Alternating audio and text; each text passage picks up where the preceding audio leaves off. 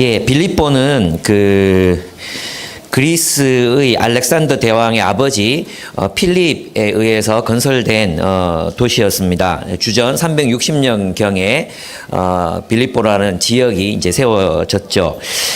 그 후에 이제 주전 168년에 로마로 넘어갔습니다. 그리고 이제 로마의 통치가 계속되다가 주전 42년에 그 안토니우스와 옥타비아누스가 여기를 정복하고 여기다가 이제 그 로마의 식민지로 삼고 퇴역 장교들을 로마의 퇴역 장교들을 여기 이주시키기 시작했습니다. 근데 여러분이 로마 역사에서 아시겠지만 그 옥타비아누스와 안토니우스는 또 다시 전쟁을 벌이게 되죠. 그래서 이제 옥타비아누스가 승리하거든요. 그래서 다시 옥타비아누스가 또 로마의 퇴역 장교들을 AD 36년경에 또 거기 대거로 이제 이주를 시킵니다. 그래서 이 빌립보라는 지역은 로마 본토로부터는 좀 멀리 떨어져 있는 그런 지역이었지만 그들의 문화는 완전히 로마의 것이었습니다. 로마의 법, 로마의 문화, 로마의 사상, 로마의 정치, 로마의 모든 풍습들과 종교 이런 것들이 이제 지배하는 그러한 곳이 바로 빌립보라는 지역이었습니다. 그래서 어떻게 생각해 보면 하나님 나라를 설명할 때 쉽게 예로 들을 수 있는 지역이 바로 빌립보라는 지역이었어요. 원래는 야만인들의 땅이었는데 그 촌락이었고 그랬는데 이 지역이 로마의 문화가 건설되었잖아요. 그런 것처럼 이제 바울은 그걸 다시 한번 비틀어서 하나님의 나라가 바로 빌립보 안에 빌립보라는 지역 위에 있다고 그리스도 안에서 있다고 이렇게 이제 설명하게 됩니다. 이건 좀 이따 나오는 건데 제가 급해서 미안합니다. 그래서 이 지역에는 이제 로마 시민들이 로마 시민권을 가진 로마에서 군인으로 오랫동안 살게 되면 시민권을 줬잖아요. 그래서 로마 시민권을 획득할 수 있는 유일한 길이 사실 군인이 되는 길밖에 없었거든요. 그래서 많은 사람들이 위험에도 불구하고 로마에 이제 군인이 되었어요. 그리고 퇴역 장교가 되면 시민권을 받아가지고 이 지역에서 이제 살았던 거죠. 그래서 이 지역은 유대인 공동체를 찾아보기가 힘들었어요. 아주 유대인 공동체를 찾아보기 힘든 그런 지역이었고, 그리고 로마인이라는 자부심이 굉장히 강한, 우리는 로마다.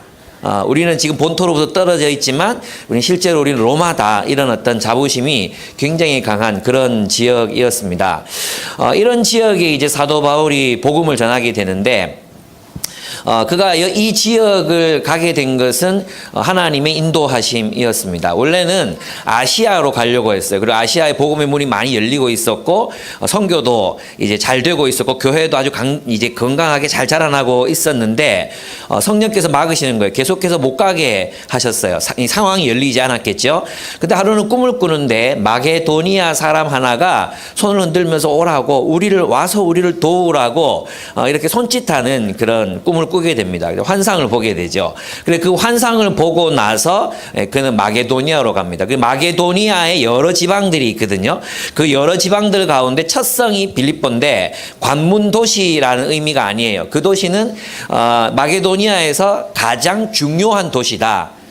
가장 중요한 도시다. 이런 의미에서 이제 첫성이라는 말을 씁니다. 그게 이제 사도행전 16장에 보면 어떻게 빌립보에서 이제 그 바울에 의해서 교회가 세워지는지에 대한 이야기가 16장에 자세하게 기록이 되어 있습니다. 하루는 이제 빌립보에 도착한 바울이 그 일행들과 함께 기도처를 찾으려고 가서 기도처가 있을 만한 곳을 갔는데 없었어요. 유대인들은 남자 10명만 모이면 회당을 지어야 되거든요. 근데 회당이 없었다는 이야기는 그 지역에 유대인들이 그렇게 많이 살고 있지 않았다 이런 것을 말하는 거예요. 근데 그 기도처가 있을 법한 그곳에 누가 기도하고 있었냐 하면 바로 루디아라는 여성, 그 루디아라는 자주색 옷감을 파는 여성과 그와 함께하는 사람들이 함께 기도하고 있었어요. 그들은 아마도 경건한 이제 유대인은 아니었지만 경건한 사람들로 유대교에 관심이 있는 또 누군가로부터 배운 사람들이었던 것 같아요. 근데 그들에게 사도 바울이 예수 그리스도의 복음을 전했는데 그들이 더 듣기를 원했고 그들이 최초의 빌립보 교회가 됩니다. 그래서 최초의 유럽 땅에 세워진 교회가 바로 바로 빌립보 교회였습니다. 근데 이 지역에서 하나님께서 또 놀라운 일들을 많이 행하셨죠. 바울이 그 귀신 들린 여종에게서 이제 귀신을 쫓아내서 해방시켰잖아요. 해방을 시켰는데 그 주인들이 그 여종을 통해서 점을 쳐서 굉장히 짭짤한 수입을 보고 있었는데, 귀신이 떠나버리니까 이제 더 이상 그 업을 할 수가 없잖아요. 그래서 이제 바울을 잡아서 감옥에다가 가둡니다. 근데 감옥에 가뒀는데 그날 어떤 일이 일어납니까? 그날 지진이 일어나는 게 지진. 하나님이 지진을 보내셔서 그 착고에 매여 있었던 모든 죄수들의 착고가 풀어집니다. 간수가 그것을 발견하고 이제 다 도망가면 이제 자기는 죽을 거니까 자결을 하려고 하는데 바울이 말립니다. 그리고 이제 정신 차려 보니까 모든 죄수들이 아무도 도망가지 않고 감옥에 그대로 있는 거예요. 이건 바울의 리더십이에요. 뭐 자꾸 풀렸으면 다 도망갔을 거 아니에요. 근데 바울이 이제 도망가도 다시 잡힌다. 잡히면 또 죽는다. 아마 그렇게 설명했겠죠. 근데 간수가 보고 깜짝 놀라서 바울에게 어떻게 이런 일이 일어나게 됐냐고 물었을 때 바울이 그에게 복음을 전합니다. 그래서 그 간수도 이제 그리스도인이 되죠. 빌립보 교회의 일원이 되는 거예요. 이 간수와 그의 가족들이 다 예수를 믿게 됩니다. 그렇게 해서 이제 빌립보에서 교회가 이제 시작이 되었습니다. 빌립보서를 쓸 때 바울은 분명히 감옥에 있었던 것 같습니다. 감옥에 있었던 건 분명한데 세 지역이 후보로 이제 거론이 돼요. 54년경이라면 에베소, 그 다음에 57년경이라면 가이사랴, 그리고 62년경이라면 로마인데 전체적인 상황을 고려해 봤을 때 로마에 있었을 가능성이 높아요. 그러니까 사도 바울의 사역의 말기, 전통적인 견해가 로마에서 썼다는 거거든요. 로마에서 썼다면 이제 마지막 감옥 생활 일 것입니다. 그리고 자신의 그 사역 전체를 돌아보면서 이제 아마 이제 생각하고 있었을 텐데, 이때 이제 빌립보 성도들이 바울이 갇혔다는 소식을 듣고 막대한 그 거액을 모아서 바울에게 지원합니다. 이 당시 그 감옥에 갇히면 옛날에는 그 감옥, 우리는 지금은 복지가 국가에서 먹을 걸 주잖아요. 근데 그때는 다 사식으로 해결을 해야 되는 거예요. 사식으로. 그러니까 돈이 없으면 이제 거기서 굶어 죽거나 어떻게 할 수밖에 없는 상황, 빌어 먹거나 할 수밖에 없는 그런 상황이었던 거죠. 그런데 이제 빌립보 성도들이 바울의 곤경을 알고 거액을 모아서 그에게 또 헌금합니다. 그래서 이제 그 후원에 대한 감사로 이제 쓰는 편지가 바로 빌립보서입니다. 그렇게 보면 이제 빌립보서는 태생 자체가, 예를 들면 고린도서 그러면 고린도 교회의 문제를 해결하기 위해서 보냈잖아요. 그죠? 고린도 교회의 문제를 해결하기 위해서 보냈는데, 또 에베소서 같으면 교회를 교회답게 세우기 위해서 회람 서신으로 보낸 거거든요. 근데 빌립보서는 그러한 서신들과는 다르게 굉장히 그 빌립보 교회와의 깊은 긴밀한 우정, 그 우정이라는 맥락에서 이 빌립보서가 쓰여져요. 그래서 빌립보서에 보면은 자기가 사도라는 거 애써 변증하지 않습니다. 애써서 자기가 사도다. 고린도서에 보면 난 사도다. 난 사도라니까. 뭐 이런 이야기들이 계속 나오거든요. 근데 빌립보서는 그런 얘기가 없어요. 왜냐하면 이제 빌립보 성도들은 바울이 사도인 걸 알았어요. 바울이 사도인 걸 알았기 때문에 굳이 그것을 변론할 이유가 없었던 것입니다. 그리고 굉장히 개인적이고 내밀한 그런 우정, 그 우정이 여기에 드러나 있습니다. 그래서 빌립보서를 이제 어떤 학자들은 우정의 서신이라고 말하기도 합니다. 우정에는 여러 종류의 우정이 있습니다. 그렇죠?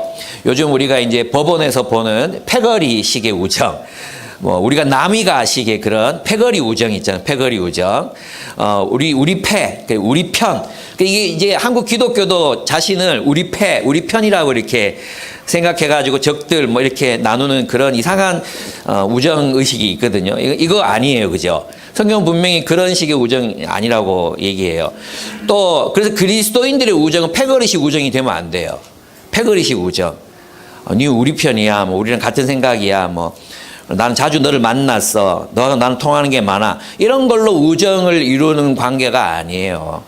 또 어떤 식의 우정이 있습니까? 나쁜 짓 같이 하면 우정이 생기잖아요. 그죠? 뭐 여기는 다 성인들이니까 청소년도 있긴 있네. 예. 알만하니까 뭐 룸살롱 같이 가는 우정. 나쁜 짓 같이 하고 나면, 그래서 술 먹이고 막 같이 막 나쁜 짓 하고 나면 사업 거래가 탁 되잖아요. 계약서 사인하고 우리는 하나다. 그죠? 그런 식의 어떤 나쁜 짓 같이 하는 그 나쁜 남자들의 우정, 이런 것도 분명히 아니에요. 또 심지어는 이런 우정은 뭐 여러 가지 뭐 사업 관계 있잖아요. 뭐 이런 거 있잖아요. 한때 한 번은 이제 경쟁, 정보를 공유하기 위해서 어쩔 수 없이 함께 할 수밖에 없는 스카이캐슬식의 우정. 그죠? 운명을 같이 하는 것 같지만 은밀하게 서로를 깎아내리기 위한 그런 우정. 뒷담화식의 우정, 이런 우정 관계도 분명히 아니에요. 그래서 교회의 그리스도인들이 만약 이런 식의 우정을 맺는다면 그건 굉장히 위험한 패거리식의 우정이 될 수밖에 없는 거죠. 그런데 이제 이 빌립보 성도들과 바울이 맺었던 우정, 또 에바브로디도라든지 이런 또 이 빌립보서에서 나타나는 사람들이 서로 맺었던 그런 우정을 보면 사실은 동지적 관계에서의 우정이라고 볼 수 있습니다. 동지적 관계. 그 무엇을 위한 동지냐? 하나님 나라를 위한 동지죠. 동지. 그래서 어떻게 생각하면 이 우정은 사실은 왜 독립군들 있잖아요. 독립군들이 막 서로 이렇게 함께 싸우면서 이렇게 뜻을 이루기 위해서 모였던 그 사람들이 그 뜨거운 우정이 있잖아요. 그런 우정과 더 닮아 있다. 그런 우정을 훨씬 능가하는 우정이지만 그런 우정과 더 닮아 있는 우정이 바로 동지적 우정입니다. 그래서 이제 여러분이 그걸 아셔야 되는 게 뭐냐 하면, 이제 우리는 교회가 뭐죠? 교회는 펠로우십이죠. 펠로우십. 이 펠로우십을 영어잖아요. 영어. 이 한글 아니에요. 영어예요. 이 펠로우십을 무엇에서 번역했습니까? 코이노니아라는 헬라어에서 번역을 했어요. 근데 이 코이노니아를 번역할 때 여러 단어들로 번역이 되거든요. 오늘 이제 여기 그 빌립보서에서는 동참이라는 말로 번역이 됐어요. 근데 이 동참이라는 말이 원래 의미가 코이노니아예요. 코이노니아. 근데 이 코이노니아는 어떨 때는 나눔, 쉐어한다. 그리고 재산을 나눈다. 혹은 재물을 먹을 것을 나눈다. 이런 의미로도 사용이 돼요. 코이노니아 할 때. 그리고 또 이 은혜에 참여한다. 이것도 엄밀하게 보면 고난에 동참하는 거 말하는 거거든요. 고난에 동참한다 했을 때 이 동참도 코이노니아예요. 그리고 초대교회가 함께 떡을 떼며 교제하니라 그랬잖아요. 식사를 함께 한다. 이것도 코이노니아예요. 그리고 함께 하나님의 나라를 살아가는 삶. 그것도 코이노니아예요. 그러니까 펠로우십이라는 것은 그냥 어떤 뭐 동호회적 우정 뭐 이런 게 아니라니까요. 펠로우십은 성경이 말하는 코이노니아는 그런 동호회식의 우정 또는 나쁜 남자들의 우정 그리고 뭐 이런 어떤 식의 우정이 아니에요. 성경이 말하는 코이노니아는 하나님 나라의 복음에 참여하는 것을 코이노니아라고 이야기합니다. 그래서 하나님 나라라는 그 복음의 현실이 되는 삶, 그것을 나누는 것. 그래서 하나님의 나라를 위해서 함께 일하는 것. 하나님 나라가 되기 위해서 함께 애쓰는 것. 함께 참여하는 것. 하나님 나라에 참여하고 하나님 나라의 복음이 되기 위해서 참여하는 것. 함께 하는 것. 그것을 코이노니아라고 하는 거예요. 그래서 이제 빌립보 교인들은 처음부터 그것에 참여했던 거죠. 복음을 전하는 일에 참여했던 것인데 그 참여가 바로 코이노니아라고 할 수 있습니다. 그래서 복음 사역에 대한 참여 또는 하나님 나라의 사역에 대한 이 참여, 코이노니아는 그리스도인이 된다는 표지예요. 그리스도인 됨의 표지예요. 우리가 그리스도인이라면 그리스도의 나라에 충성하고 헌신해야 되는 거거든요. 왕의 나라에 헌신하고 무슨 재난이 또 이렇게 임해가지고 이 복음을 전하는데 그래서 우리 그런 얘기들 뭐 하다 보면 많이 듣잖아요. 복음을 누린다는 얘기를 많이 하잖아요. 복음을 누린다. 그죠? 근데 복음을 누리려면 복음으로 살아야 되거든요. 그렇지 않습니까? 복음을 누리려면 복음을 따라 살아야 되거든요. 근데 복음을 따라 살지는 않으면서 복음을 누릴 수 없어요. 그죠? 그래서 이제 복음을 산다는 것은 우리가 다른 말로 하면 이제 복음 사역에 동참한다. 이렇게 이야기해도 틀린 말이 아니에요. 그건 이따가 또 제가 입증해 보이도록 하겠습니다. 그렇습니다. 그는 이제 감옥에 있으면서도 하나님과 주를 신뢰해서 이 이 본문을 어디서 썼다 했죠? 로마 감옥에서 썼다고 했죠. 근데 이 로마 감옥에서의 바울은 굉장히 약해져 있는 상태였어요. 왜냐하면 연세도 많았거든요. 그죠? 연세도 굉장히 많았어요. 그리고 뭐 대마도 세상을 따라갔고 뭐 이런 얘기들을 이제 해요. 그죠? 마가도 막 이런 얘기들 하잖아요. 근데 그때 바울 곁에 남아 있는 사람이 많지 않았어요. 되게 외로운 상태였어요. 그런데도 있잖아요. 빌립보서를 쓰는 이 바울을 보면 굉장히 흔들림이 평안합니다.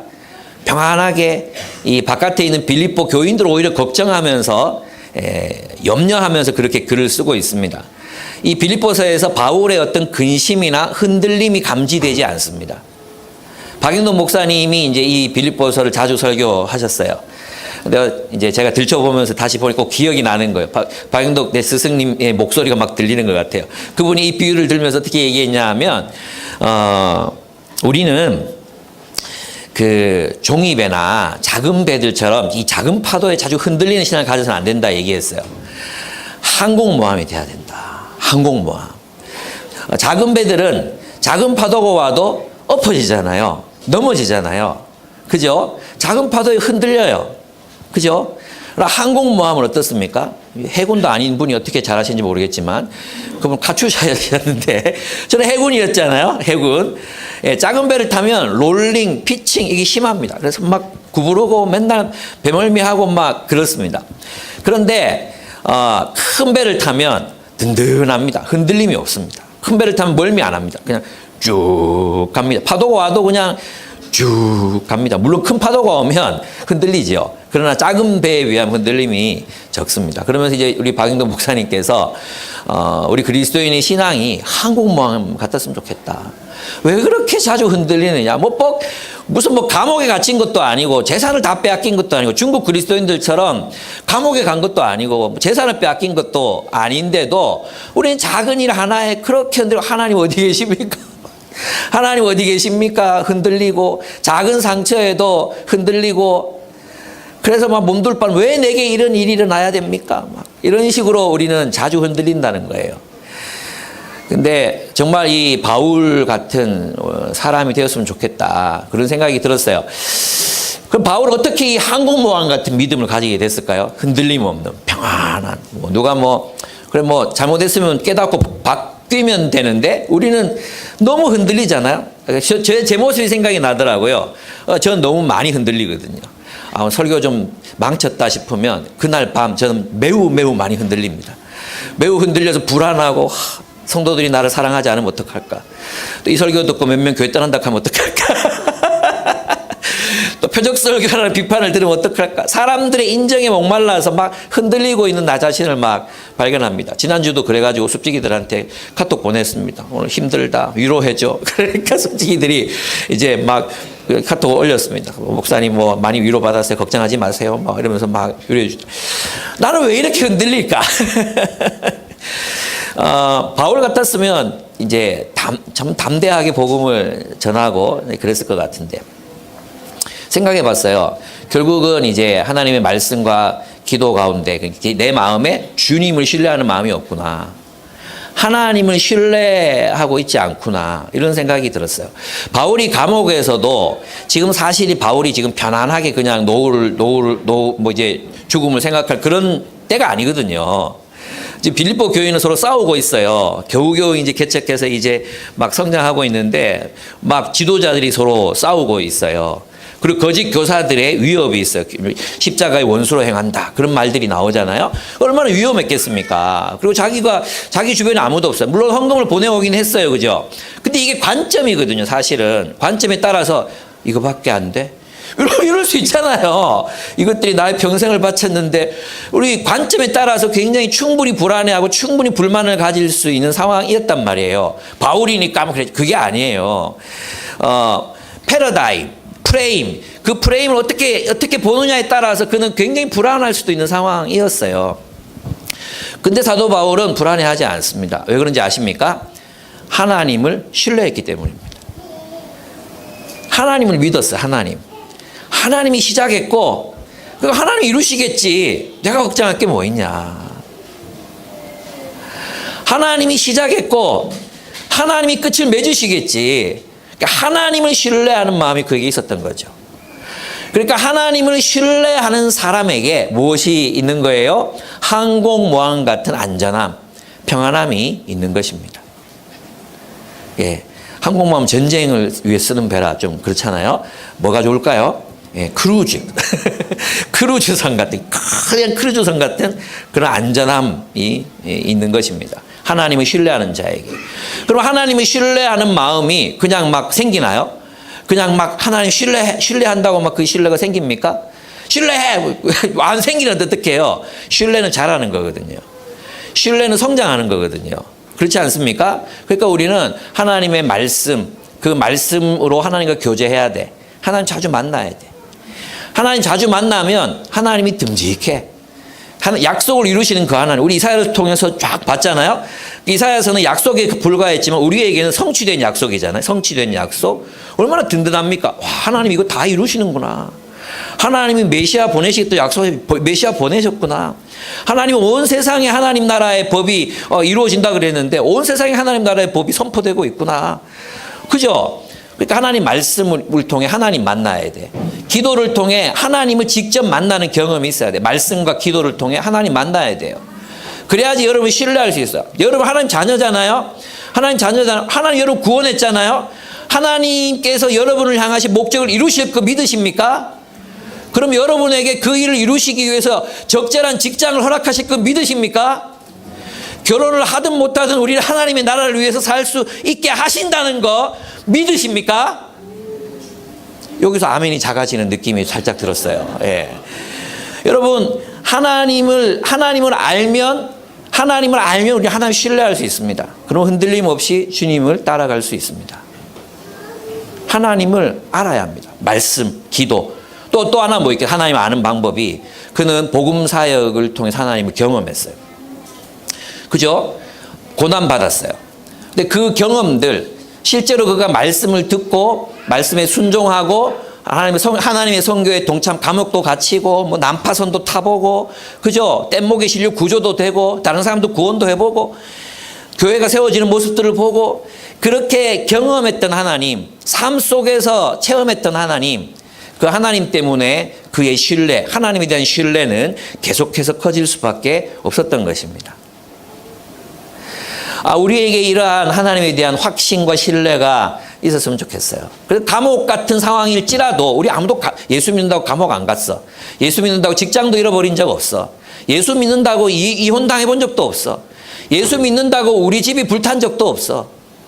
그러나 조금만 우리 나라 밖을 넘어가면 예수 믿는다고 돌이 날아오고 폭탄이 날아오고 납치당하고 부서지고 파괴되고 언제 자동차가 폭발될지 모르는 그런 상황 속에서 예수를 믿고 있잖아요. 그런 가운데서도 우리가 평안할 수 있는 그 믿음, 그 신뢰에 내 직장이 막 흔들리고 내 일터가 언제 없어질지 모르고 이런 상황 속에서도 하나님을 신뢰한 내 하나님 자녀다. 하나님이 나 구원했다. 근데 하나님 나를 굶겨 죽이시겠냐?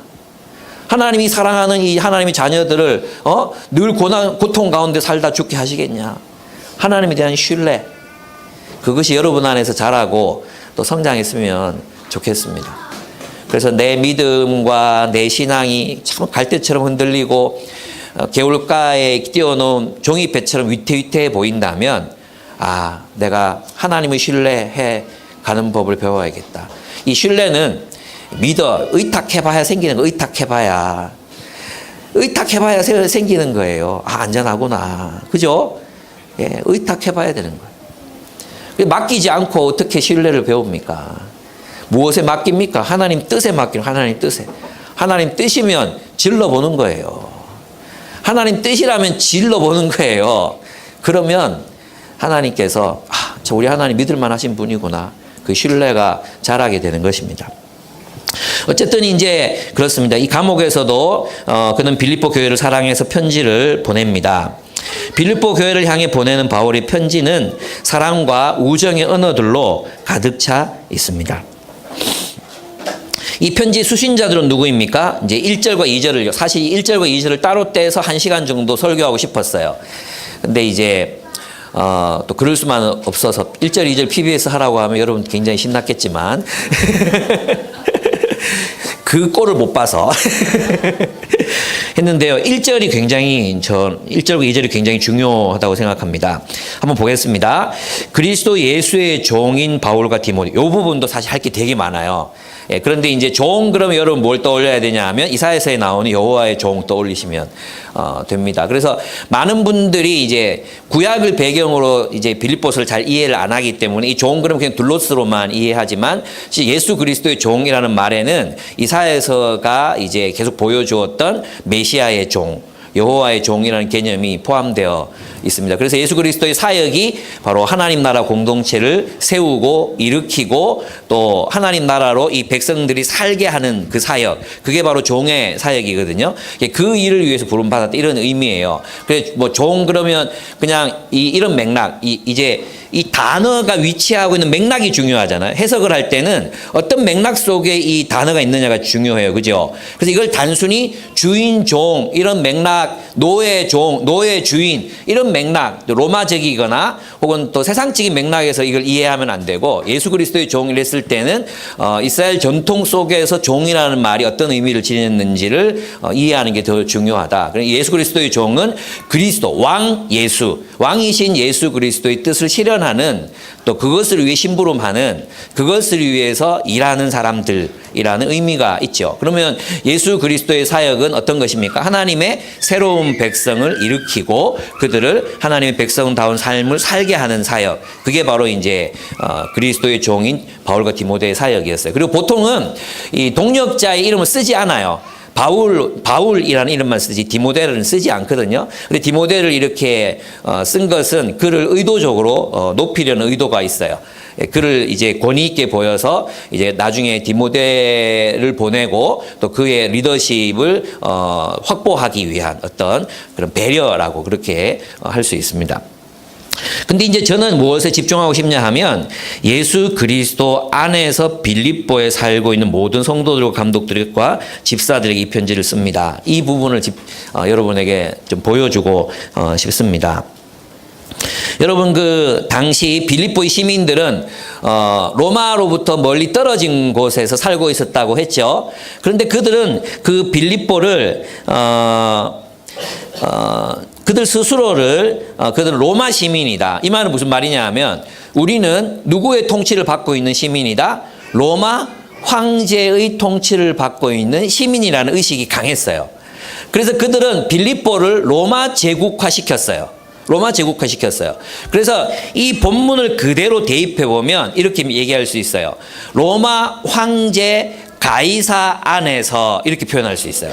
로마 황제 가이사 안에서 빌립보에서 살고 있는 로마 시민들에게 그렇게 이해하면 이 말의 뜻이 통합니까? 어떤 의미인지 아시겠죠? 그러니까 빌립보를 살아가는 그 시민들은 자신을 어떻게 인식했냐 하면 너희 빌립보 촌놈들 빌립보 저 바깥에 있는 그 로마 바깥에 있는 변방 사람들 이런 소리 듣기 싫은 거예요. 그들은 자신을 무엇으로 인식했냐? 우리는 로마 시민이요. 우리는 로마 황제 안에 있는 가이사 안에 있는 가이사의 통치를 따라 사는 빌립보를 살아가는 사람들, 로마 시민들이다. 이런 생각이 있었거든요. 근데 바울은 이것을 이제 바울의 레토릭으로 이를 뒤집는 거죠. 우리는 그리스도인들은 교회는 무엇이라는 것입니까? 그리스도 안에서 빌립보를 사는 성도. 이 성도란 말은 하나님의 거룩한 백성이란 뜻이에요. 하나님의 거룩한 백성. 이걸 이제 성도라고 표현했거든요. 그러니까 지금 바울이 바라보는 교회는 로마 속주 빌립보 안에 있는 리디아의 집 안에서 모이는 사람들의 모임. 이게 교회가 아닌 거예요. 이게 교회가 아니에요. 이게 교회죠. 이게 교회인데 교회가 루디아의 집 안에 국한된다고 보지 않았어요. 교회는 뭐죠? 그리스도 안에서 살아가는, 그리스도 안에서 빌립보라는 땅, 그 시대의 현실을 살아가는 하나님의 백성들이 가지는 교제, 코이노니아. 빌립보라는 현실을 살아가는, 그리스도 안에서 빌립보라는 땅의 현실을 살아가는 하나님의 백성들, 그 공통의 교제, 백성들이 가진 하나님 나라라는 그 공유된 그 교제, 코이노니아를 나누며 살아가는 사람들, 그들 모두가 뭐라는 것입니까? 교회라는 거죠. 그래서 여러분, 교회는 내가 자주 얘기하지만 여전히 못 깨닫는 사람들이 많아요. 우리는 누구냐? 우리는 교회로 살아가는 사람들. 교회라는 세계, 새로운 세계. 그리스도 안에서 대구라는 땅을 살아가는 하나님의 거룩한 백성들이 바로 기쁨의 교회 성도들이라는 것입니다. 그래서 우리는 이 세상을 교회로서 살아가는, 교회 안에서 이 세상을 살아가는 것입니다. 세상의 통치, 세상의 가치, 가이사. 여러분, 빌립보를 사는 두 가지 방식이 있어요.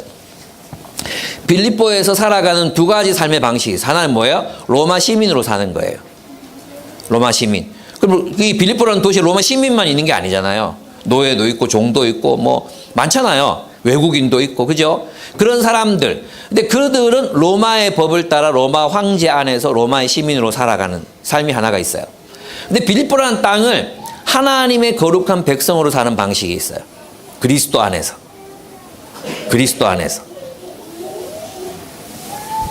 무슨 뜻인지 아시겠습니까?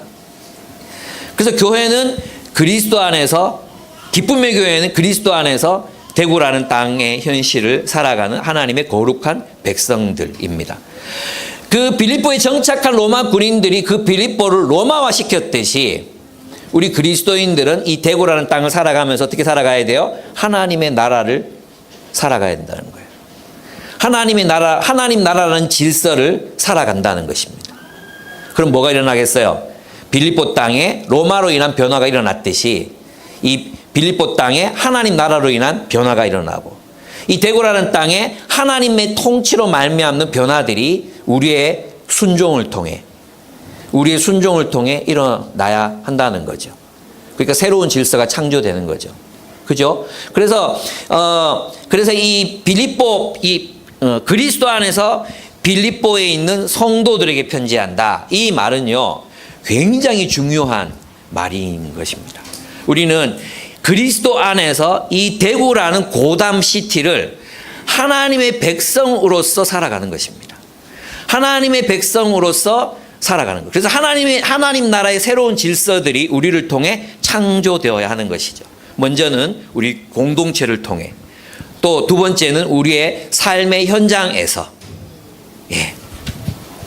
그것이 교회입니다. 교회는 우리의 생각보다 크죠. 이 교회는 대구에만 있는 것도 아니잖아요. 각각의 현실, 그 각각의 시대와 현실 속에서 이 교회가 이루어져 가야 되는 것입니다. 그러니까 바울이 로마 시민들이 막 빌립보에 살면서 난 우리는 로마인이야. 로마의 문화, 로마의 관습, 로마의 법. 로마가 그때 가장 선진적이었으니까. 근데 그거 아무것도 아니라는 거죠. 우리에겐 새로운 왕이 있고 우리에겐 새 왕이 있다. 예수라는 왕이 있다. 그리고 그 왕의 통치를 따라 우리는 빌립보라는 현실을 살아간다. 그리고 우리는 서로 동떨어져 있는 게 아니라 코이노니아를 나누면서 살아간다. 복음을 위해 은혜와 고난과 그리고 모든 삶의 현실을 서로 연결되어서 살아가는 사람들이다. 이런 인식, 그 인식이 바로 바울에게 있었고, 바울에게 있었던 그 인식이 빌립보 성도들에게도 있었던 것입니다. 그래서 그들을 위해서 이제 그는 축복하고 있습니다. 그렇습니다. 축복합니다. 그리스도 안에 있는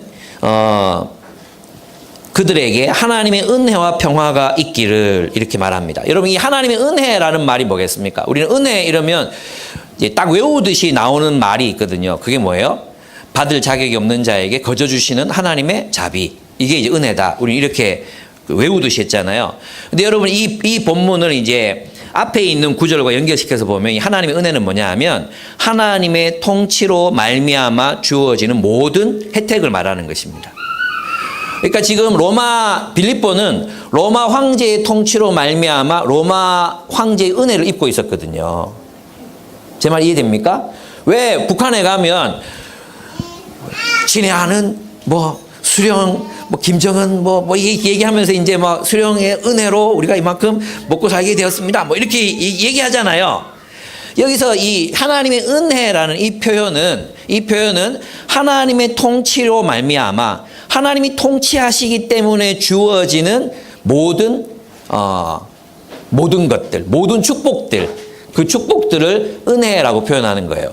그리고 하나님의 통치가 실현될 때 이루어지는 게 뭐예요? 샬롬이잖아요. 샬롬. 헬라어로는 에이레네. 이 에이레네는 샬롬을 번역한 말이거든요. 그러니까 하나님이 통치하실 때 무엇이 구약에서 우리가 끊임없이 살펴봤지 무엇이 이루어졌어요?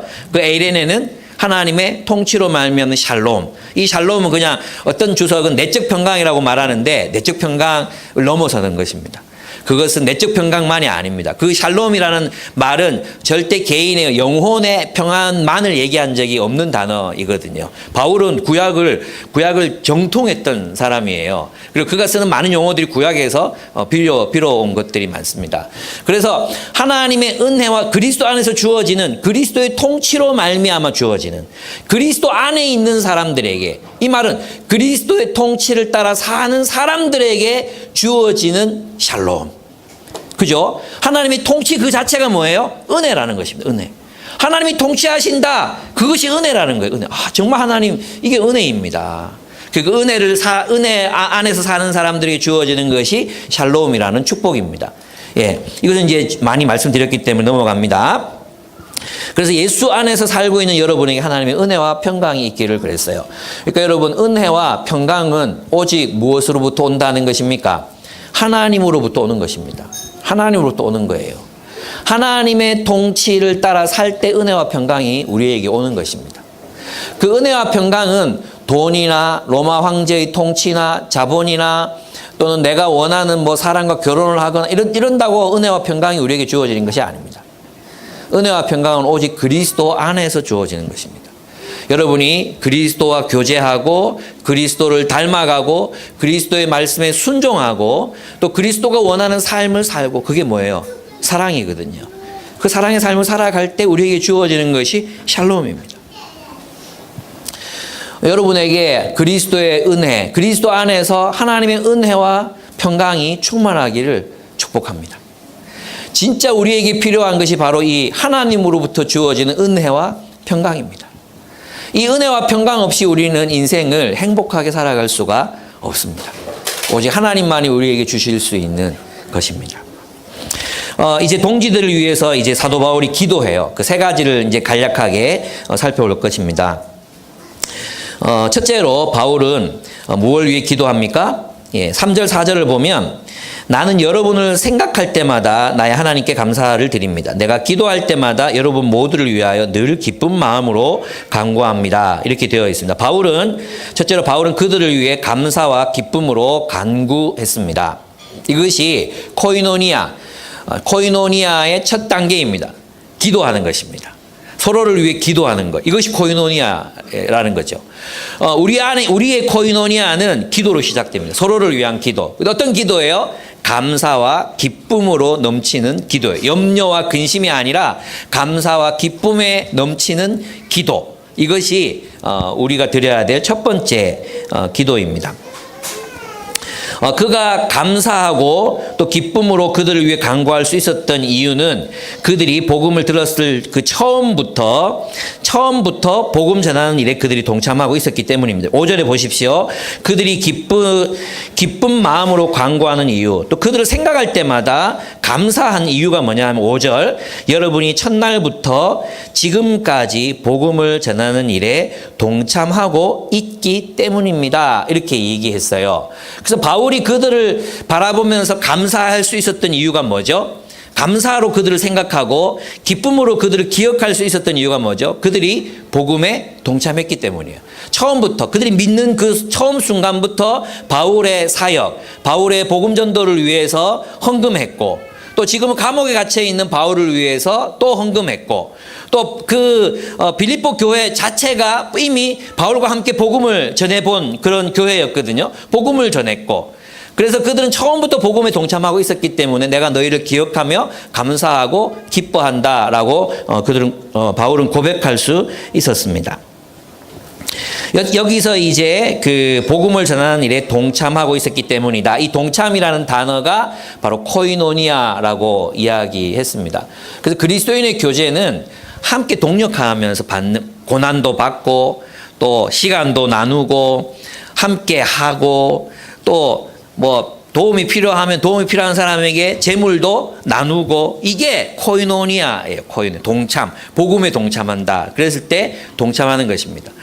바울은 이것만 기억하기로 했습니다, 사실. 그러니까 이제 여기서는 저는 이제 바울의 선택이 작용했다고 생각해요. 사실 있잖아요, 모든 인간들이 섭섭하고 서운한 걸 생각하려면 한도 끝도 없어요. 지금 빌립보에서 사역하고 떠난 지 오래됐거든요. 뭐 적어도 한 20년 정도 지났을 거예요. 그 정도 기간 지나서 감옥에서 빌립보와 계속 소통하고 있었는데, 그 이전에 바울이 섭섭한 게, 빌립보 교회에 대해서 섭섭한 게 없었겠습니까? 이건 관점의 문제예요. 관점의 문제. 충분히 섭섭할 수 있는 상황들이 많았을 것입니다. 그리고 불만족스러울 수 있는 상황이 굉장히 많았을 것입니다. 그러나 바울은 선택합니다. 뭘 기억하기로? 그들이 복음에 동참했고, 또 마게도니아 여러 교회들이 예루살렘 교회를 돕기 위해 헌금하는 일에 동참했던 것을 기억하기로 결정합니다. 그리고 그들이 바울을 위해서 지금도 헌금 보내온 것, 그 사실, 그것에 집중하기로 바울은 선택하는 것입니다. 그러니까 그는 기쁜 마음으로 그들을 생각할 수 있었던 거죠. 여러분, 제가 여러분에게 좀 물어보고 싶은 거 있어요. 뭐냐 하면, 여러분, 사람들을 기억할 때 뭐가 많이 기억납니까? 그들이 여러분의 삶에 미쳤던 영향, 감사한 일들, 내게 보여준 호의, 친절, 이런 게 10년 동안 지속되었더라도 10분의 꾸중과 10분의 섭섭한 말로 우리는 관계를 끊을 수 있는 사람들이에요.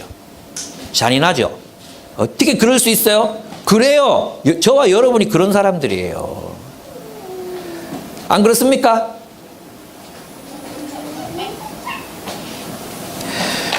그죠? 좀 야단치려는 분위기가 아니었는데. 근데 바울은 있잖아요. 바울은 이제 기억하는 거죠. 그 서운했던 거, 섭섭했던 거, 또 뭐 상처받았던 거, 뭐 우리 뻑하면 상처받았던 얘기 많이 하잖아요. 상처받았던 거, 그거는 그냥 잊기로 작정하는 거, 잊기로. 잊어버리고, 그들의 부족한 점은 나중에 얘기해요. 나중에 얘기하지만, 여기서는 지금 무엇 집중하고 있습니까? 그들이 바울에게 보여주었던 호의, 친절, 사랑, 헌금, 복음에 동참했던 사실들, 이런 것들이 집중하는 것입니다. 포커스를 거기 두는 것입니다. 그러니까 어떻게 해요? 감사하고 기뻐할 수밖에 없었던 거죠. 그래서 있잖아요, 이 감사와 기쁨은 그냥 저절로 우러나는 게 아니에요. 우리의 관점을 바꾸지 않으면 감사하고 기뻐할 수 없어요. 우리의 초점 자체가 늘 상처받았던 일, 서운했던 일, 나는 이렇게 했는데 너는 나한테 그럴 수 있어? 계속 거기에 집중하고 있으면요, 마음에는 배신감과 상처와 후회와 실패감만 남아요. 제가 자주 해보기 때문에 알아요. 제가 자주 그런 상태에 빠지거든요. 제가 애니어그램 8번인데 8번이 잘 빠지는 게 배신감이래요. 배신감. 배신감에 빠져 있을 때 상태가 되게 안 좋아진다 이러더라고요. 근데 이사야서 할 때 제가 배신감에서 계속 이제 있었거든요. 제가 상태가 안 좋음에도 불구하고 정말 좋은 메시지로 여러분 섬겼어요. 여러분 저한테 감사해야 돼요. 진짜 여러분 저한테 감사해야 돼요. 예. 여러분, 제가 여러분에게 정말 밤잠을 설쳐가면서 말씀을 전하고 정말 최선을 다해 여러분 가르치고 본을 보이고 이렇게 했어요. 그죠? 그랬다면 바울 같으면 여러분들은 저한테 어마어마한 감사의 표현을 해야 되는 거예요. 맞습니까? 근데 여러분 저를 생각하면 뭐가 생각납니까? 감사한 게 생각납니까? 아니면 불빛에서 머리 빠진 게 생각납니까?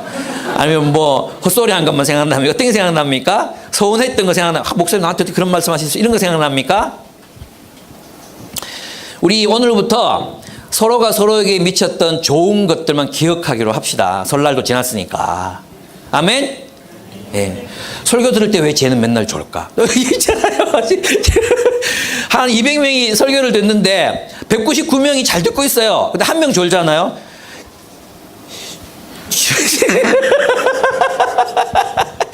그게 사람 마음이라니까요, 그게. 이제부터 우리는 그 사람이 나에게 해준 것들, 그 사람이 나에게 해준 고마운 말들, 그 사람이 나에게 베풀었던 은혜들, 그가 나를 위해 내어준 시간들, 그런 것만 기억하기로 합시다. 뭐, 저도 그것만 기억하기로 이제 결단했습니다. 아, 그래, 그랬지. 그런 상황 속에서도 나한테 꾸준히 후원했었지. 뭐 추석이 되고 설이 되면 돈도 보냈었지. 뭐 이런 것들만 기억하기로 이제 하는 거죠. 네.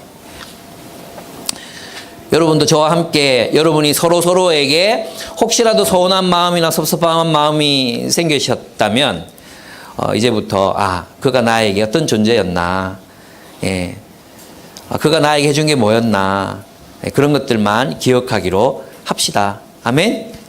예. 그래서 여러분, 우리는 자꾸 이게 상처나 뭐 이런 거에 이게 집중하잖아요. 포커스를 둔단 말이에요. 근데 인생에 그것만 있는 게 아닌데 사실은 하나님이 베풀어 두신 수많은 은혜가 있고 하나님 우리를 사랑하시고 또 그 상처조차도 어쩌면 우리의 성장을 위한 것일 수도 있잖아요.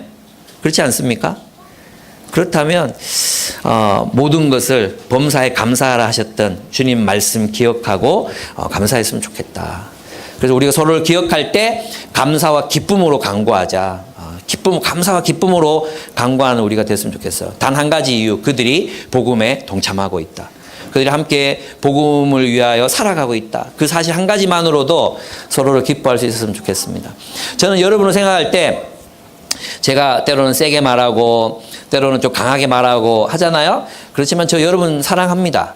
여러분 사랑하고 여러분 그리워하고 여러분한테 인정받고 싶으면 미치겠고 여러분의 사랑을 받고 싶고 그런 게 저의 존재입니다.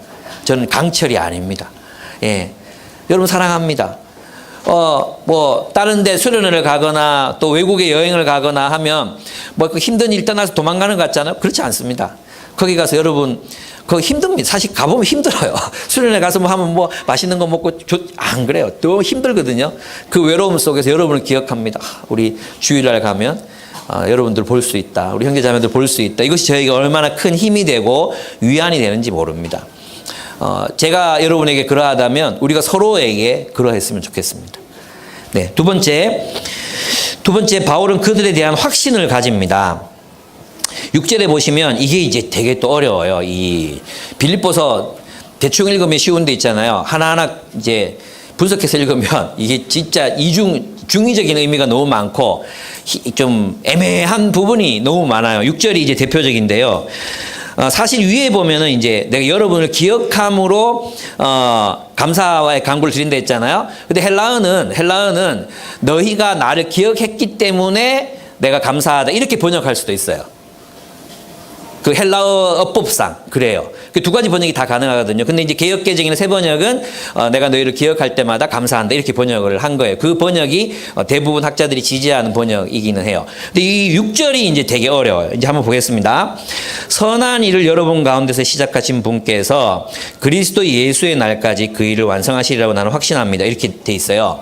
그럼 여기서 말했던 선한 일이 뭔가 이거예요. 선한 일. 이 선한 일이 뭘까? 그리스도 여러분 가운데서 시작하신 그 아까 복음이 시작했다 했잖아요. 그러면 첫날부터 시작된 그게 뭔가 이거야. 그 선한 일이 뭔가? 하나님이 빌립보 교인들 안에서 시작하신 그 뚜루가 아니라 그들 안에서 시작하신 그 일이 뭔가? 이게 복잡해요. 앞뒤 문맥으로만 보면 이게 톰 라이트라든지 또 지금 학자 이름 생각이 안 나는데 어쨌든 몇 분들은 한 절반 정도는 그 일이 뭐라고 보냐 하면 복음 사역이라고 생각해요. 그러니까 첫날부터 이루어진 선한 일이 뭐였냐 하면 바울과 함께 그들이 복음 사역에 동참했잖아요. 그죠? 그것을 선한 일이라고 보는 거예요. 그러면 이 선한 일이 예수 그리스도가 오시는 날까지 완성된다는 이 일은 그리스도의 복음 사역, 세계 복음화를 의미하는 게 돼요. 그래서 주님 오시는 날까지 세계 복음화는 완성될 것이다. 확신을 가지고 일하라. 이런 의미가 돼요. 두 번째, 또 많은 학자들이 어떤 걸 지지하느냐 하면 이 선한 일은 그들 가운데 시작하신 구원이다라고 설명해요. 그래서 앞부분에다가 이 6절을 5절에다가 붙이면 이 선한 일은 복음 사역이 되고 뒷부분에다가 붙이면 그 뒤에 가보면 이제 뭐 너희 사랑을 지식과 총명으로 풍성하게 하사 이렇게 돼 있잖아요. 그리고 의의 열매가 가득하기를 빈다. 이건 뭐예요? 구원이잖아요. 그래서 그 뒤에다 갖다 붙이면 이것은 구원 사역이 되는 거예요. 그죠? 그럼 바울은 왜 이렇게 애매하게 중의적인 그런 용법을 써서 이 본문을 썼을까요? 이거는 이제 고대 이 당시 바울 시대의 사람들이 기록했던 그 레토릭에서 이제 열쇠를 찾아야 돼. 그래 대부분의 서양 학자들은 둘 중에 하나라고 봐요. 둘 중에 하나. 그러니까 어떤 사람들은 구원 사역이다 이렇게 보고 어떤 사람들은 복음 사역이다 이렇게 보는 거죠. 그런데 제가 볼 때는 그래요. 제가 볼 때는 동양인들은 통합, 종합을 또 중요하게 생각하니까 제가 볼 때는 바울의 머릿속에는 복음 사역과 함께 그들을 위한 구원. 이 복음 사역이 뭐냐 하면 복음의 씨앗을 뿌리고 그들이 복음 예수를 그리스도로 맞아들이잖아요. 그럼 뭐가 생겨요? 그리스도의 공동체가 생겨나잖아요. 그리고 이 그리스도의 공동체는 빌립보만이 아니라 온 세계로 확장되어 나가야 되고 뿐만 아니라 빌립보 교회는 그리스도의 성품을 닮은 공동체로 세워져야 돼. 그죠? 그들은 구원을 이루는 공동체가 되어야 하잖아요. 그래서 이 두 가지는 분리될 수 없는 개념이라고 저는 생각해요. 오늘날에 와서야 20세기 후반에 와서야 복음 전도하는 사역과 그 다음에 성숙하는 사역, 공동체로 성숙하는 사역이 분리되어 있었지만 우리가 이 사야서를 통해서 봤지만 이 사야서는 항상 뭘 얘기합니까? 모든 민족과 열방들이 하나님 나라가 되는 것, 하나님 나라로 들어오는 것을 강조하잖아요. 그래서 또 뭘 얘기해요? 그들이 하나님 백성답게 정의와 공의의 열매를 맺는 삶을 동시에 얘기하잖아요. 기억나죠? 이 사야서 지난주에 했어요. 지난주에 했어요. 기억나죠? 예. 그래서 이 본문에서도 사도 바울이 이야기하는 것은 복음 사역, 모든 민족과 열방 사이에 하나님 나라의 복음의 씨앗이 떨어지고 그것이 각 지역마다 성장하고 자라나서 하나님 나라의 열매를 맺는 것까지를 다 포함하고 있다고 보는 것이 저는 타당하다 이렇게 생각합니다. 이거 뭐 따라도 되고 안 따라도 됩니다. 이것은 저의 해석인데 괜찮은 해답이라고 저는 생각합니다. 네. 그렇습니다.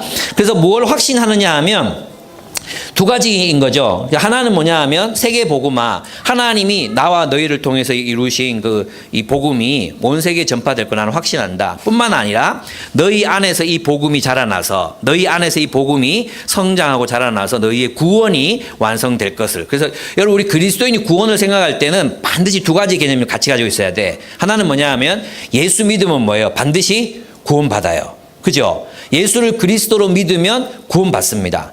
그죠? 하나님 나라 백성이 되는 거잖아요. 구원은 하나님의 통치를 받는 백성으로 삶이거든요. 구원받아요. 그러나 처음 믿은 사람이 처음부터 완전하게 하나님 뜻대로 살 수 있습니까? 없잖아요. 그래서 이미와 아직이 거기에 대입이 되는 거예요. 우리가 예수를 믿어서 구원받았지만 우리는 구원을 이루어 가야 돼. 우리 안에서 구원이 이루어져야 돼. 구원은 그래서 이미와 아직 사이에서 성장하는 단계를 거치는 거예요. 이걸 뭐라 그래요? 이걸 뭐라 그래? 성장하는 걸 뭐라 그래? 성화라고 하는 거예요. 성화. 그죠? 근데 많은 우리 조국교회 그리스도인들에게 성화가 없는 것처럼 생각해. 사실 이 성화야말로 복음주의 혹은 개혁주의 모든 종교개혁 이후에 가장 중요한 신학적 발견이 성화거든요. 성화. 예전에는 성화를 안 그러고 의화라고 했어요. 의화는 뭐냐 하면 그리스도의 주입된 의가 나를 거룩하게 만든다. 그래서 그 거룩한 공로로 구원을 받는다. 이게 의화예요. 의화. 이건 중세적 의미예요. 근데 이제 종교개혁에 이르러서 칭의와 성화를 구분하게 돼요. 그래서 칭의 받았기 때문에 우리의 구원은 안전하다. 그러나 칭의 받은 상태로 그냥 있는 게 아니라 칭의 받은 사람들은 구원을 얻어서 어떻게 한다고? 성화되어 가야 돼. 다른 말로 하면 성화의 과정이 없는 그리스도인은 거듭나지 못한 그리스도인인 거예요. 이해됩니까? 그게 종교개혁의 발견이었어요. 그게 중세교회의 의화와 다른 거였어요. 의화는 뭐냐 하면 그리스도의 의가 내 안에 주입돼서 들어오기 때문에 나는 그 의를 통해 나는 의를 이룰 수 있다. 그리고 이루어진 의를 통해서 입증. 내가 구원받을 자격이 있으면 입증받고 그 공로로 구원을 얻는다. 이게 중세적 구원관이었단 말이에요. 그런데 종교개혁에 와서 아니다. 우리 믿음으로 구원받는다. 믿음으로 우리는 의롭다함을 얻는다. 이게 칭의. 그러면 성장하고 자라는 건 어떻게 되느냐? 우리가 의롭게 되었다면 우리는 성화된다. 우리가 구원받았다면 중생했다면 생명이 있다면 우리는 자라난다. 그러니까 다른 말로 하면 성화되지 않았다는 것, 성화되어 가고 있지 않다는 것을 우리에게 구원이 없다 이렇게 얘기해도 되는 거예요. 이미와 아직 사이, 그 이미와 아직 사이의 과정을 밟아가고 있는 우리의 모습이 있어야 되는 거죠. 무슨 말인지 아시겠습니까? 그러니까 우리는 자라나고 성장해야 돼. 그걸 이제 여기서 얘기하는 것입니다. 확신하는 거죠. 하나님이 너희를 그렇게 구원에 이르기까지, 구원에 이른다는 게 뭐냐면 여기서 의의 열매를 맺기까지, 예수 그리스도의 형상에 도달할 때까지 너희를 자라게 하신다. 이거예요. 그게 구원이에요. 구원은 다른 게 아니라 하나님, 예수 그리스도가 어떤 분이십니까? 예수 그리스도는 하나님의 통치를 완전하게 실현하신 분이세요. 그죠? 하나님 뜻대로 하나님의 통치 속에서 완전하게 순종의 본을 보여서 하나님의 아들로 인정되시니라 그러셨던 분이 예수 그리스도시거든요. 그러니까 예수 그리스도를 닮는다는 것은 무슨 뜻이냐 하면 예수 그리스도처럼 하나님의 통치가 내 안에서 실현되는 삶을 산다 이런 의미예요. 근데 그 과정을 누가 시작하셨어요? 하나님이 시작하셨어요. 하나님이 시작하셨어요. 그래서 그 과정을 누가 마치실 것입니까? 하나님이 마치실 거라는 겁니다. 여기에 바울의 확신이 있는 거예요. 바울의 확신이 뭐냐 하면 하나님이 너희들 안에서 이미 일을 시작하셨다. 내가 너희들 보니까 복음에 동참하고 있다. 이게 이제 굉장히 중요한 하나의 사인이에요. 한번 보겠습니다. 7절 보십시오. 내가 여러분 모두를 이렇게 생각하는 것은 나로서는 당연한 일입니다. 이 말이 뭐냐 하면 너희 구원이 완성될 것이다. 그죠? 너희 구원이 완성될 것이다. 너희는 반드시 하나님의 뜻대로 너희 처음 착한 일을 시작하신 그분이 끝까지 너희를 이제 완성하실 것이다. 이런 의미잖아요. 그거를 내가 믿는 이유가 뭐냐? 내가 너희를 이렇게 나로서 당연, 왜냐하면 내가 여러분을 내 마음에 간직하고 있기 때문인데 그 이유는, 그 앞에 그 이유는 여러분 모두는 내가 갇혀 있을 때나 복음을 변호하고 입증할 때에 내가 받은 은혜에 동참한 사람들입니다. 이거예요. 그러니까 바울이 빌립보 교인들을 보니까 내가 너희를 통해서 너희 안에서 선한 일을 시작하시니 구원의 역사를 시작하신 그분께서 반드시 너희의 구원을 이루시기까지 일하실 것이다. 나는 그것을 확신한다. 그 이유가 뭐냐 하면 너희는 나와 함께 복음에 동참한 자들이기 때문이다. 이런 논리예요. 그들이 진짜 그리스도인이다. 뭘 통해 바울은 확인했습니까? 그들이 복음에 동참했다. 복음의 코이노니아, 하나님 나라의 코이노니아에 그들이 동참했기 때문에, 그 코이노니아를 가졌기 때문에 그걸 보니까 아, 너희 진짜 그리스도인 맞다. 그래서 나는 너희를 보고 확신한다. 너희는 반드시 구원을 이룰 것이다. 너희의 구원은 성장하고 자라나게 될 것이다. 이렇게 얘기해요. 그래서 여러분, 사역과 하나님의 나라를 위한 사역과 구원을 분리시키는 것은 굉장히 위험한 거예요. 굉장히 위험한 거예요. 왜냐하면 우리는 하나님 나라로 구원을 받거든요. 우리 구원받는 하나님 나라로 구원받잖아요. 그럼 하나님 나라 백성이 되는 순간 우리는 하나님 백성의 목적을 이루어야 되는 거죠. 하나님이 하나님의 백성들을 세상에 두신 이유, 그 이유와 목적을 따라 살아야 되는데 그 이유와 목적을 따라 살지 못할 때 하나님께서 이스라엘 어떻게 하셨습니까? 심판하셨잖아요. 심판하시고 난 너희를 내 백성이라 부르지 않겠다고 선언하셨잖아요. 이게 굉장히 중요한. 그래서 이제 그럴 때 우리가 징계받을 때, 징계를 받거나 하나님 백성답게 못 살아갈 때 징계를 받거나 어려움이 오거나 그럴 때 우리가 깨달아야 되는 거죠. 뭘 깨달아야 돼요? 아, 내가 하나님 뜻대로 못 살았구나. 내가 하나님 나라를 위해 살지 못했구나. 이거 깨달아야 돼. 우리 삶에 그런 징계나 또는 사인들이 수시로 오거든요. 근데 그걸 못 깨닫는 사람들이 참 많아요. 그냥 뭐 과학적인 세계관에 갇혀가지고 뭐 이걸 무슨 내가 안 씻어서 장염이 걸린 거지. 약간 너무 막 과학적으로만 해석해도 문제지만 너무 또 그것을 영적으로 해석하는 것도 두 개 다 문제가 있다고 제가 말씀드렸죠. 예, 그렇습니다. 어쨌든 그렇습니다. 그들은 그렇게 복음 전하는 일에 동참하게 되고 그들이 구원이 시작된 게 바로 하나님 때문이라는 걸 알았다는 거죠. 여기에 이제 뭐의 방점이냐면 하나님에게 있는 거예요. 너희가 복음에 동참하게 된 것은 너희 자신의 의로 나온 게 아니야. 너희가 그런 복음에 동참하고 너희 재산을 내가지고 감옥에 갇혔다고 그 생활비를 대고 또 예루살렘 교회를 위해 헌금하자고 했을 때 같이 또 재정을 내고 또 내가 아플 때 내가 갇힐 때 찾아와 보고 사람을 보내고 소식을 듣고 이렇게 한다는 건 그건 하나님이 하신 일이야. 하나님 하신 일이야. 그러니까 나는 너희의 구원을 확신한다. 이렇게 되는 것입니다. 그래서 있잖아요. 우리 안에서 하나님의 나라를 위해 살고 싶다고 한 생각된 욕구, 욕망. 그 욕망이 생기는 것 자체가 어디서부터 나온 거예요? 하나님으로부터 나온 거예요. 그러니까 우리는 하나님, 저 하나님 나라 위해 살고 싶습니다. 주의 종으로 살고 싶습니다. 주의 종되어 이 땅에 하나님의 정의와 공의를 실현하는 삶 살아보고 싶습니다. 이런 열망이 우리에게 있다는 그 자체는 그 마음을 하나님이 우리에게 허락하신 것입니다. 이제 문제는 우리가 그걸 따라 순종해서 살아가는 거죠. 예. 근데 순종 안 하면 하나님이 이제 좀 때리시겠죠. 이 자식 좀 일어나 임마 이렇게.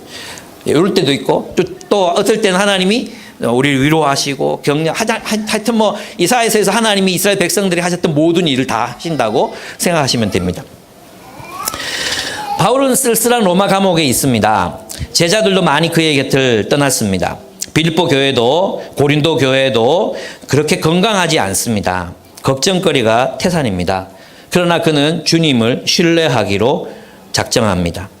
그들 안에서 그들의 구원과 그들을 부르신 목적을 이루실 분은 하나님이라는 확신, 그 확신은 빌립보 교인들에 대한 확신으로 변했습니다. 하나님에 대한 확신, 그것은 사람들에 대한 확신으로 변했다는 것입니다. 우리가 여러분을 바라보면서 있잖아요. 여러분 서로 이제 리더가 되보면 알아요. 리더가 되보면 여러분을 바라보면서 제 마음이 불안하겠어요? 안 불안하겠어요? 불안하죠. 얘들 정말 하나님 뜻대로 살겠나 이런 생각도 들고 그래요. 제 딸아이가 한때 좀 방황했잖아요. 지금 너무 사랑스러운데 한 2달 정도 방황했던 것 같아요. 남들은 뭐 방황도 아니라 그러는데 제가 볼 때 너무 힘들었거든요.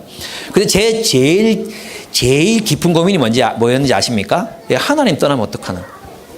진짜 있잖아요. 뭐가 제일 두려웠냐 하면 다른 거 다 좋아. 뭐 무슨 짓을 해도 괜찮아. 근데 하나님 떠나면 어떡하지? 교회 버리면 어떡하지? 그게 너무너무 걱정되는 거예요. 진짜 걱정이 되는 거예요. 근데 이제 내가 하나님이 일하시면 어떻게 느꼈냐 하면 얘 보고 이제 네 원하는 거 다 해줄 테니까 수련회 가라. 근데 우리 교회 수련회 말고 저 부산에 사는 수련회 가라 그랬거든요. 근데 그 수련회를 이제 왜냐하면 교회 수련회를 못 가게 됐어요. 뭐 방학 때 뭘 들어야 된다고 못 가게 됐는데 그 수련을 가게 된 거예요. 그 수련을 이제 그 수련을 못 가니까 이제 그 부산에 사는 연합수련회 가라. 그래서 갔어요. 갔는데 가서 목사님 말씀을 듣고서 이제 딸이 제일 힘들어했던 게 뭐냐 하면 어린 나이 때부터 다른 아이들을 책임지는 거. 좀 책임지다 보면 좋은 애들도 있지만 마음에 버거운 애들도 있잖아요. 그런 애들까지 막 책임지는 게 너무 힘들었던 거예요. 그래서 리더하라 그러면 막 겸기를 하거든요. 그런 게 힘들었었어요. 그래서 이제 갔는데 그 수련회에서 박대영 목사님 제가 아주 존경하고 좋아하는 분인데 그분께서 뭐라고 말씀하셨냐면 너희들은 어릴 때부터 키워야 되는 게 있는데 신앙의 근육을 키워라. 다른 사람을 섬기는 근육을 키워라. 그게 키워져야 이게 습관이잖아요. 그게 키워져야 내가 남을 위해 살 수 있고 하나님 나라 위해 살 수 있고 이 얘기를 들은 거예요. 그래서 자기의 과거가 내가 그 신앙의 근육을 키우는 그래서 어디 가든지 소외된 사람들 또 방황하는 사람들의 친구가 되고 그들을 돌봤던 것이 그 신앙의 근육이 커서 그랬구나. 이걸 깨달은 거예요. 깨닫고 돌아왔어요. 그래 막 얘기해. 아빠 이번에 내가 어릴 때부터 그렇게 내가 너무 힘들었는데 그게 누구 돌봐라 누구 책임져라 뭐 이게 너무 힘들었는데 이번에 깨달았다고 하나님이 나를 훈련시킨 거였다. 깨달았다 얘기하는 거예요. 너무 기뻤어요. 근데 어떻게 되는지 아십니까? 학교에서 하는 그 강의가 2반이 있는데 얘가 신청한 반이 인원 미더로 폐강이 된 거예요. 그래가지고 그 주위에 있는 교회 수련회를 또 간 거예요. 하나님의 역사가 놀랍지 않습니까? 제가 그걸 보면서 있잖아요. 하나님이 현지를 사랑하시는구나. 현지가 내 딸이 아니라 하나님 딸이구나. 이걸 너무너무 당연한 이야기인데, 여러분 앞으로 여러분 다 겪을 거예요. 너무너무 당연한 건데, 그때 깨달아지는 거예요.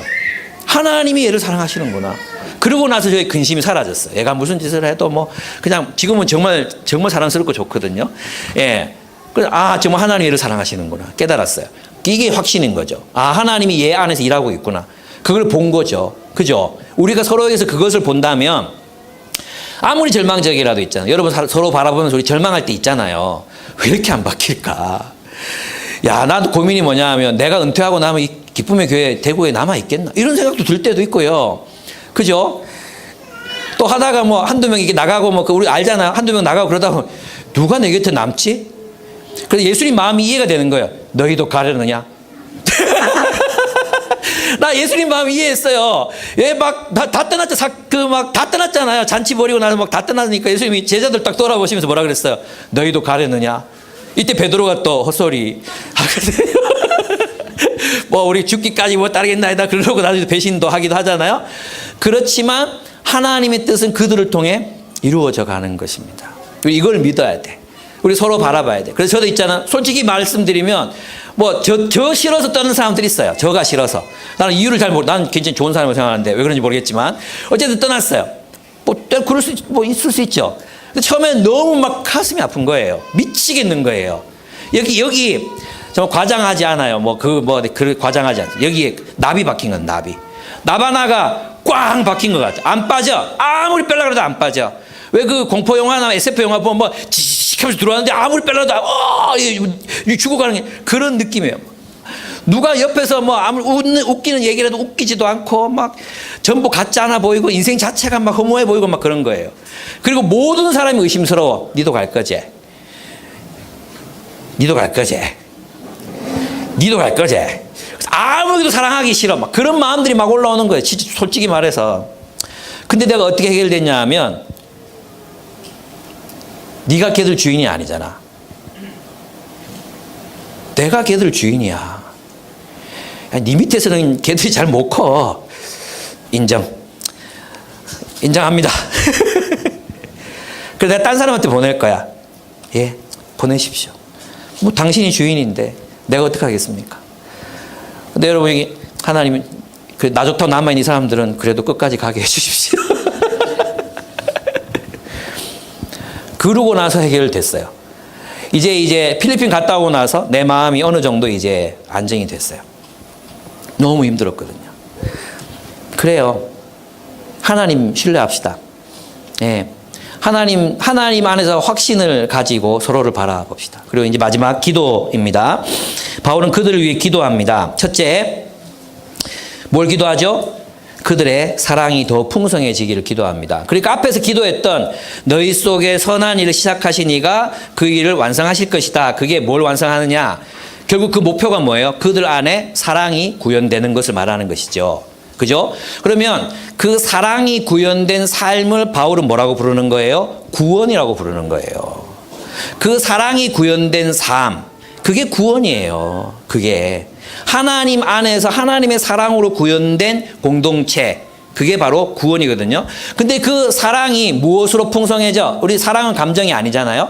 그죠? 사랑은 감정이 아니에요. 그리고 감정 식으면 사랑이 다 식나요?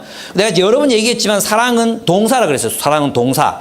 내가 이 이야기를 내가 먼저 했지 싶은데 어제 화정보 목사님 설교를 듣는데 이 사람이 사랑은 동사라고 얘기하더라고. 내 건데 이렇게 사랑은 동사예요. 그래서 여러분 안에 내가 그 설교를 하고 나서도 많은 분들이 그래. 내 안에 사랑이 없는 것 같아요 라고 얘기해요. 여러분 안에 사랑 없고 여러분 안에 내장이 있어요. 내장. 여러분 안에는 내장이 들어있어요. 사랑 없어요. 여러분 안에 무슨 사랑이 있습니까? 사랑 없어요. 사랑은 행동하는 거예요. 사랑은 동사예요. 사랑이라는 행위를 내가 행하는 거, 순종하는 거예요. 그게 사랑이거든요. 근데 그 사랑이 무엇으로 풍성해진다 그랬어요? 지식과 총명함으로. 이 세 번역에서 뭐라 그랬습니까? 지식. 사랑이 지식과 모든 통찰력으로 그랬잖아요. 이것을 알랭 모티어는 지식은 진리에 대한 지식이다 그랬어요. 이걸 이제 좀 구약적인 용어로 말하면 계명에 대한 지식을 말하는 거죠. 계명. 그 계명, 하나님의 뜻이 어디에 있는가를 아는 지식. 그게 이제 지식이에요. 지식. 그러니까 하나님 말씀을 잘 알아야 돼. 우리가 하나님 말씀을 알고 그 다음에 통찰력은 뭐냐? 이거는 이제 분별력을 말하는 거거든요. 분별력. 무슨 분별이나 윤리적 분별을 말해요. 무엇이 그러니까 이 지식과 통찰력을 가진 사람을 이사야서는 뭐라고 불렀어요? 학자. 곧 제자라고 불렀단 말이야. 학자 곧 제자. 누구에게 배우는 사람? 하나님께 배우는 사람. 그리스도에게 배우는 사람. 그래서 하나님이 하나님 백성을 어떻게 사랑하시는지, 하나님이 하나님 백성들에게 무엇을 원하시는지, 하나님이 하나님 백성들이 어떻게 살기를 원하시는지를 아는 것이 지식이고, 그렇게 그들을 세워갈 수 있는 능력이 뭐예요? 통찰인 거예요. 통찰. 그죠? 알렉 모티어는 지식과 적용이라고 얘기했어요. 하나는 하나님 말씀을 아는 지식이고 이 말씀을 잘 적용할 수 있는 것이 통찰이라고 이야기했어요. 그래서 여러분 성경을 연구할 때 진리를 아는 거 굉장히 중요해. 근데 이 진리를 우리의 삶의 상황 속으로 해석해서 적용하지 않으면 이것은 사랑으로 연결될 수 없는 거죠. 이걸 반대로 말하면 그리스도인의 모든 지식과 통찰은 무엇을 지향해야 돼요? 사랑을 지향해야 되는 거죠. 학자처럼. 학자의 혀는 무엇을 지향했어요?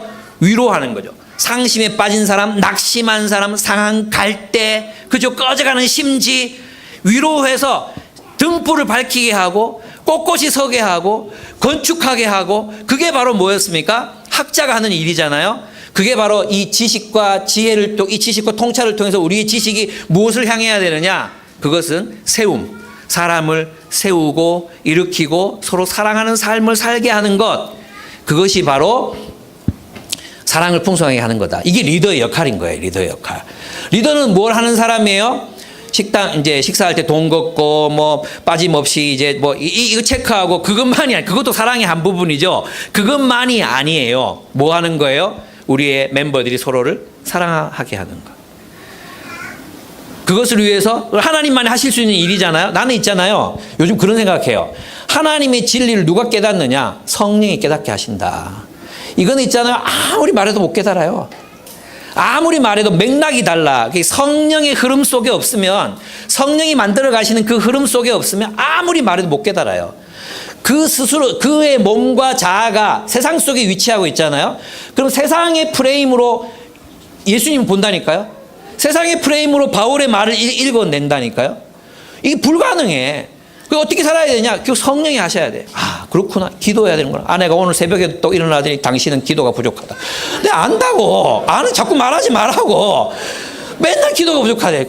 나는 듣는 기도를 많이 한다고 내가 얘기했어요. 어쨌든 기도다. 이 하나님 말씀을 왜 이렇게 못 깨닫나 사람들이. 똑같은 말씀이야. 기도. 내가 기도 안 해서 그렇다. 내 책임이구나. 기도하자. 하나님 눈을 열어주시고 귀를 열어주시고 하나님 말씀 깨닫게 해주십시오. 이 기도가 있어야 돼. 성령께서 하시는 거거든. 그 다음에 두 번째. 그래서 기도 사랑이 풍성해진데 그 사랑은 지식과 통찰로 풍성해진다. 뭘 분별해야 돼? 하나님 뜻이 뭔지 알아야 돼. 성경 연구해야 돼. 그 다음에 그 말씀 어떻게 적용해야 될지 알아야 돼. 그리고 어떻게 해야 돼? 인간에 대한 연구도 하고, 그죠? 고민도 하고, 어떻게 사랑할지를 지혜롭게 적용하는 법을 배워야 되는 거예요.